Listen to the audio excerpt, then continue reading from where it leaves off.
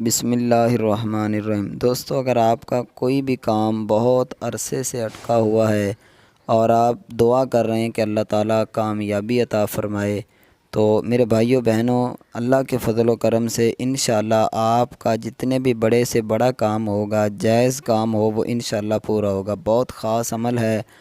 آپ پریشان ہیں اس وجہ سے کہ آپ سوچتے کچھ اور ہیں لیکن ہو کچھ اور جاتا ہے۔ ٹھیک ہے، کام آپ کچھ کرنے لگتے ہیں لیکن اس میں کوئی نہ کوئی ناکامی، کوئی نہ کوئی اس طرح کا سبب بن جاتا ہے۔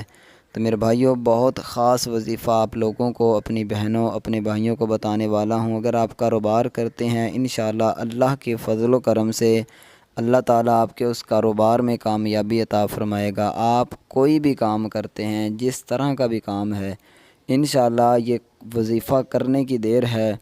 آپ اس کے رزلٹ اپنی آنکھوں سے دیکھو گے اور آپ خوش ہو جاؤ گے کہ یار کتنے کمال کا، کتنا پاورفل ہمیں جو ہے یہ وظیفہ بتایا گیا ہے۔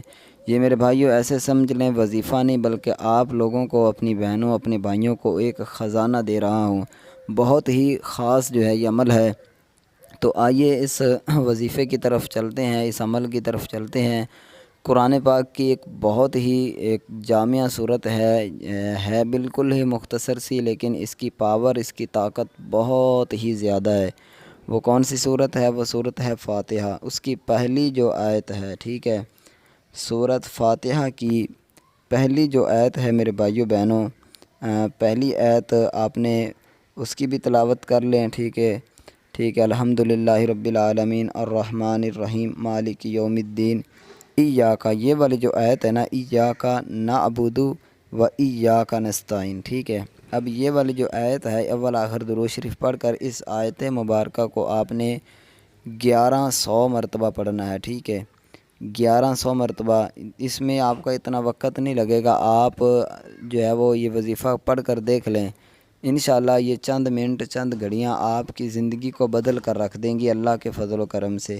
تو آپ نے ایاک نعبد و ایاک نستعین اس آیت مبارکہ کو 1100 مرتبہ 7 دن تک پڑھنا ہے، 7 روز آپ نے پڑھنا ہے۔ اس کے بعد آپ اپنے حالات پہلے بھی دیکھ لیں، بعد میں بھی دیکھ لینا کہ آپ کے حالات میں کتنی زیادہ چینجنگ آئی ہے۔